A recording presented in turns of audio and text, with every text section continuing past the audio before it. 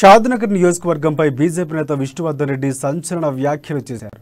బాహుబలి సినిమాలో మాహిష్మతిలా పోల్చుతూ షాద్నగర్ నియోజకవర్గాన్ని మాహిష్మతి రాజ్యంగా అభివర్ణించారు విష్ణువర్ధన్ రెడ్డి.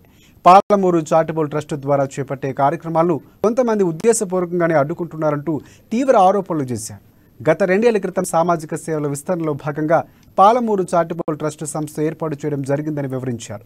కరోనా సమయంలో పేద ప్రజలకు మెడికల్ కిట్స్తో పాటు విద్యా సంస్థలు నిరుపేద విద్యార్థులకు స్కాలర్షిప్లు, ప్రోత్సాహక బహుమతులు కార్యక్రమాలు ఏర్పాటు చేస్తున్నట్లు ఆయన వివరించారు.